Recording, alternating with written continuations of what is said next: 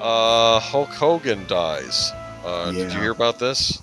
I did. Yeah, in fact, Obviously, you did. You said, just to be fair to all of you that contribute to Geeky Geezers, we got flooded so much with some of these in remembrances that I don't know who. I mean, it was like five different people told me about Hulk Hogan, so we didn't credit anyone specifically in the notes on this.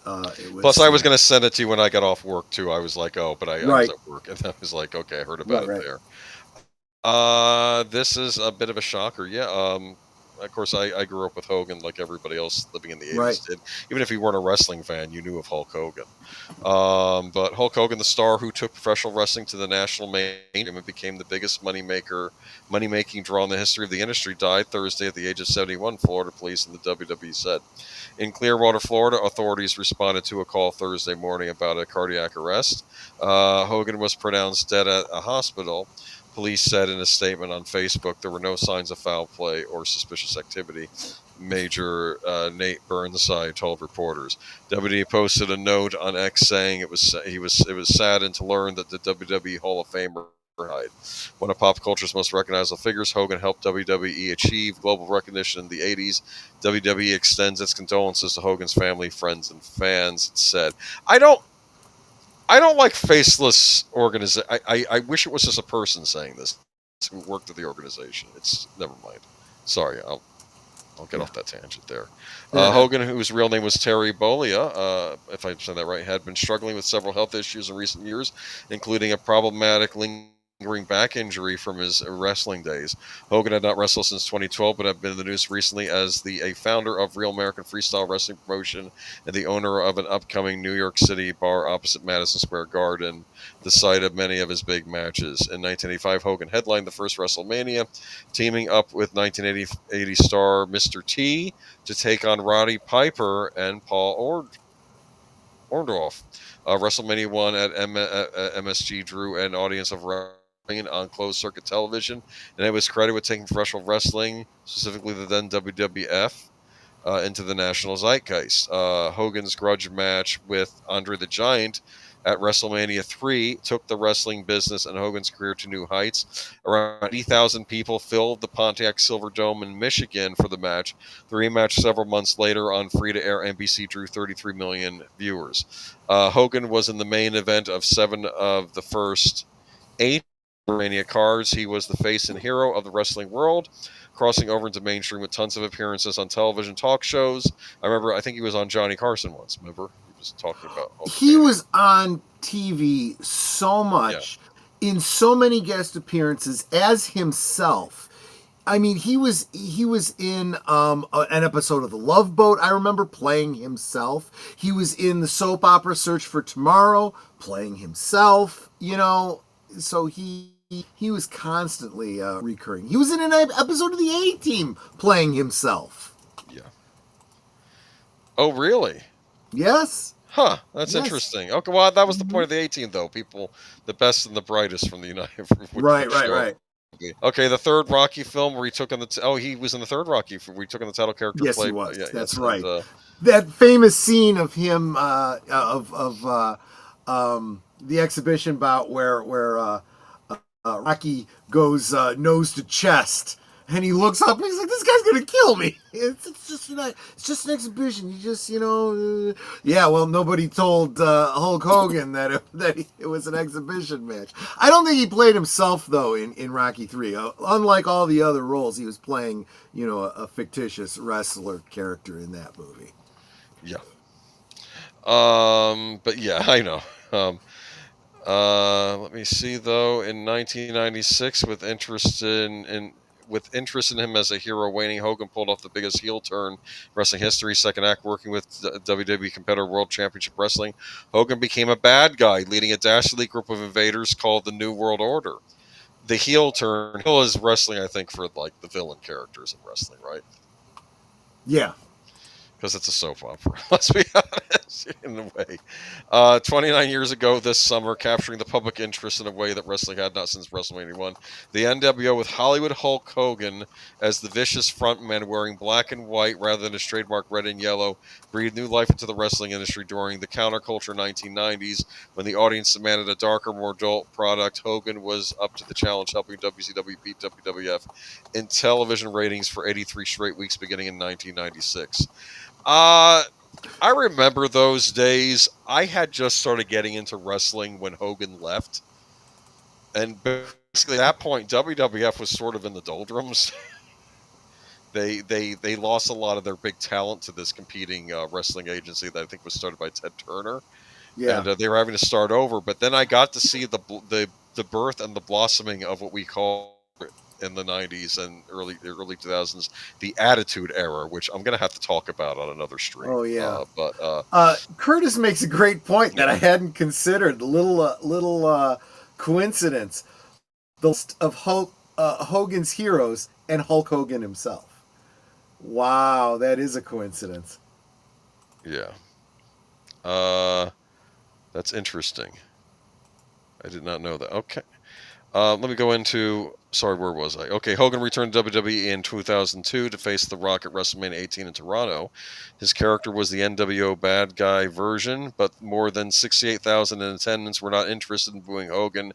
They cheered him over the then WWE's biggest good guy, forcing Hogan to return home to Florida that weekend to pick up his old red and yellow shirts and wrestling trunks. I watched that live. If I can go into detail on this, and it was Hogan's coming out as the villain.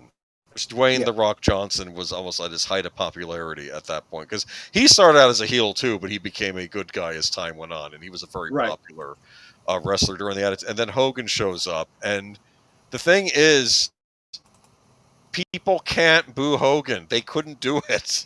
So it's like you have these two wrestling greats finally of the new generation of the old generation having the match, and when the match was over, they shook hands in good sportsmanship and brought Dwayne The Rock Johnson beat him, but it was a good thing. It was mutual respect, and it was a nice moment. That's really cool. Yeah, it was a very nice moment. It was like a passing of the torch, basically. That's what it was. Yeah, I do want to acknowledge the Horror King making a point that a lot of people came out online saying negative things about him.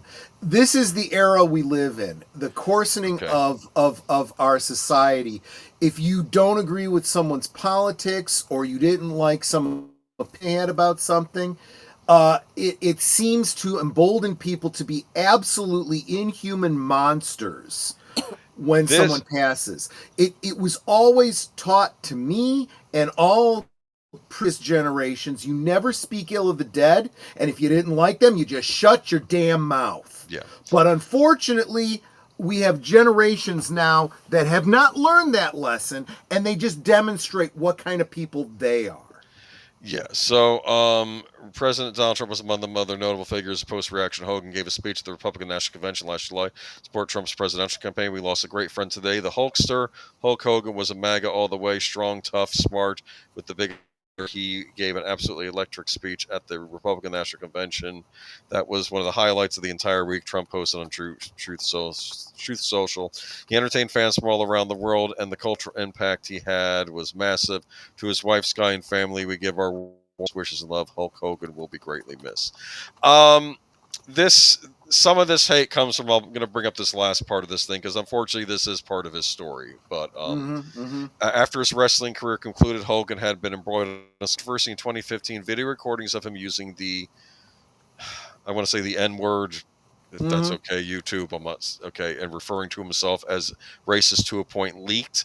WWE terminated his Legends contract at the time, though it brought him back 3 years later as an ambassador with infrequent television appearances.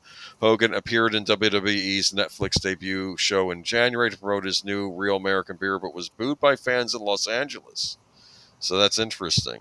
And then tape featuring Hogan was leaked by the website Gawker.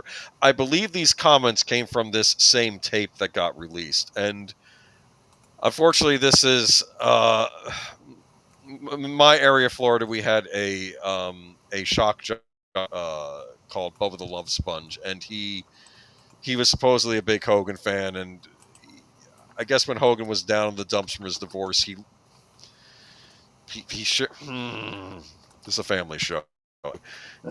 He let him have some alone time with his wife. I'll put it to that way. And then Yes.